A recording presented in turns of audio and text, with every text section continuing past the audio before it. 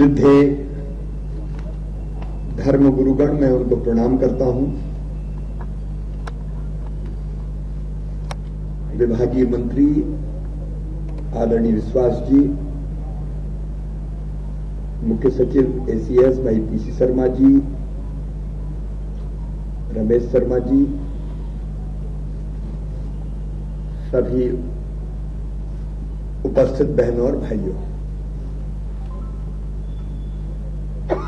इंसान ने अपने सुख की खातिर दुनिया को संकट में डाला। विकास जरूरी है, मानव जीवन जरूरी है, लेकिन कई बार हम भूल जाते हैं कि अगर भगवान ने, ऊपर वाले ने ये धरती और दुनिया बनाई तो सबके लिए बनाई, मनुष्य मात्र के लिए, इंसानों के लिए भी बनाई, लेकिन ये धरती पशु पक्षियों के लिए भी है, कीट पतंगों के लिए भी है, नदियों समुद्रों के लिए, पेड़ पौधों के लिए भी है। लेकिन हमने अपने सुख की खातिर कई बार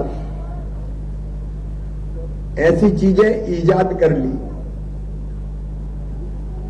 जो बाकी के साथ साथ हमारे विनाश का कारण भी बन गई। आखिर परमाणु बम कौन ने बनाया? और वह बाद में वो हिरोशिमा नागासाकी पे गया। यूनियन कार्बाइड कौन लाया? कीटों को मारने के लिए कीटनाशक हमने बनाई,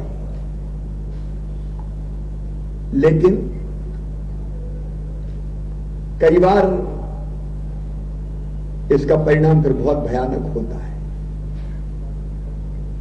और यूनियन कार्बाइड की वो त्रासदी जो 2 और 3 दिसंबर की दरमियानी रात भोपाल की जनता ने भुगती, मैं उस समय लगभग 25 साल का था। भोपाल की सड़कों का वो मंजर हमने देखा है।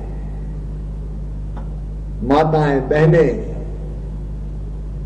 आदमी बच्चों को गोद में लिए दौड़ रहे थे सड़कों पे।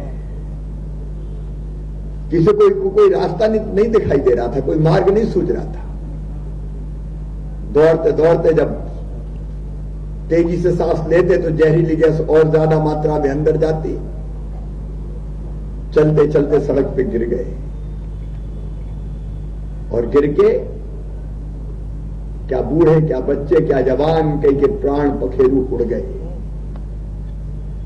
इंसान तो मरे ही, लेकिन इंसान के साथ साथ हमने वो दृश्य भी देखे।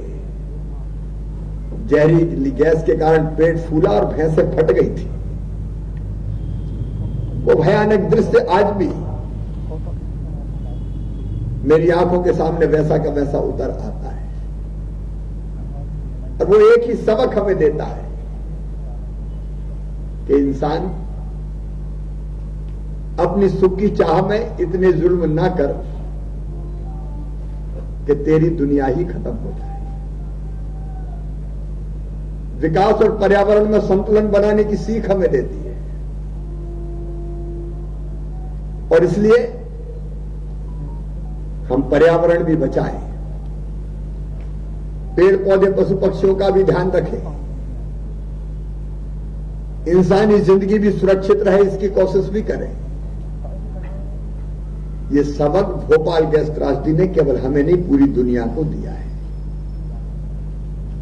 पर्यावरण और विकास में संतुलन। हम तो जिए,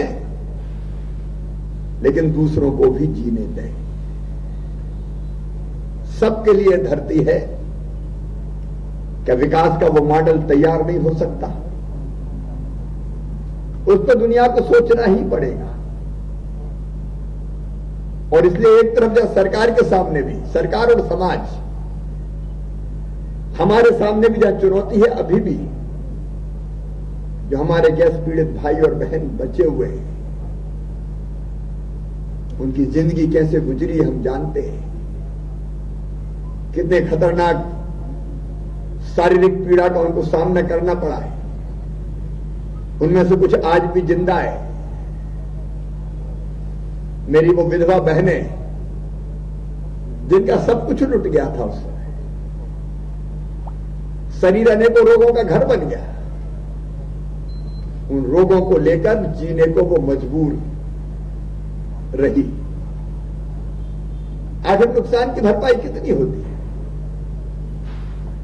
और हमारी वो बहनें जिनको हम कल्याणी कहते हैं, अब उन बहनों को 1,000 रुपया महीना पहले पेंशन दी जा रही थी। मुझे पता चला कि पिछले दिनों वो खत्म हो गई 2019 में, लेकिन उनको तो भगवान लंबी उम्र दे, जीना ही है। और इसलिए कम से कम वो जो त्रासदी का दंश भुगत रही है मेरी बहनें, उनको 1,000 रुपया वो पेंशन तत्काल फिर से प्रारंभ की जाएगी, ताकि अंतिम समय उनका ऐसे संकटों से न गुजरे कि जिंदगी और बदतर हो जाए। एक बात के लिए हम कई दिनों से विचार कर रहे हैं, लेकिन विश्वास अब अवसर आ गया है। अब सक्रिय बुद्धिमान है। ये गैस त्रासदी का स्मारक हमको भोपाल में बनानी चाहिए जल्दी से जल्दी। ये स्मारक इसलिए कि दुनिया को सबक देता रहे, हमको याद दिलाता रहे, जैसे हिरोशिमा और नागासाकी फिर और परमाणु बम का उपयोग ना हो, ये सीख और सबक देते हैं। वैसे ये स्मारक ऐसा बने जो दुनिया को सबक दे, सीख दे कि फिर कोई शहर भोपाल ना बने। हम ऐसी चीजें ऐसी असुरक्षा से ना बनाए, इंसान सहित पूरी दुनिया पर भारी पड़ जाए। आखिर भगवान के ऊपर वाले की दी हुई इस दुनिया को हमको बचा के भी रखना है। धरती को हमको आने वाली पीढ़ियों के लिए रहने लायक बचने देना है। ऐसा ना हो जाए कि ये दुनिया आने वाली पीढ़ियों के अस्तित्व पर ही प्रश्न चिन्ह लग जाए, रहने लायक ही ना बचे। तो वो सबक दे, वो स्मारक। और जहरीली गैसों का जो कचरों के निपटान का मामला है, मुझे लगता है और तेजी से सक्रियता के साथ काम करके उसको निपटाना ही पड़ेगा। अब मेरी जाति मान्यता है कि अब कहां जहर वहर भरा होगा, 36 बरस हो गए, लेकिन इस बारे में जो वैज्ञानिक कहें वही बात हमको अंतिम तौर पर मानना चाहिए। उससे उनका निपटान करके एक प्रकाश स्तंभ और प्रेरणा की तरह काम करे स्मारक, उस दिशा में हमको कदम उठाने चाहिए। हमारे गैस पीड़ित भाई और बहनों के इलाज में कोरोना के काल में भी मैं सुलेमानिया बैठे लगातार मैं चिंतित था कि ये जो भाई बहन है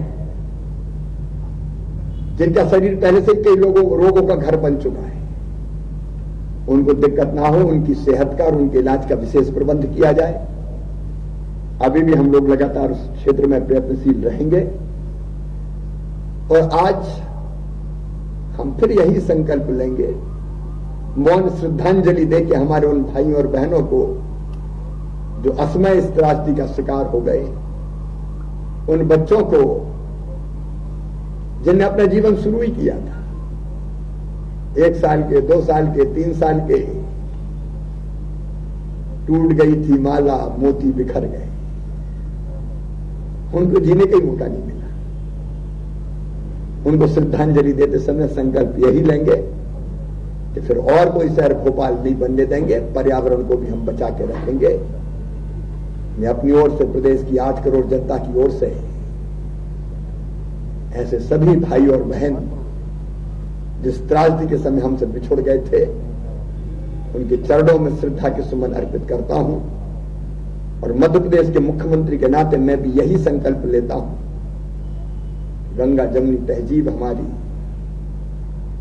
सर्वधर्म संभाव का उदाहरण हम प्रस्तुत करते हुए, सबका आदर मान और सम्मान करते हुए हम फिर कोई शहर भोपाल नहीं बनने देंगे। अपने भोपाल सहित यही संकल्प लेंगे। ओम शांति। श्रद्धांजलि के लिए हम 2 मिनट का मौन रखेंगे, अपने स्थानों पर खड़े हो।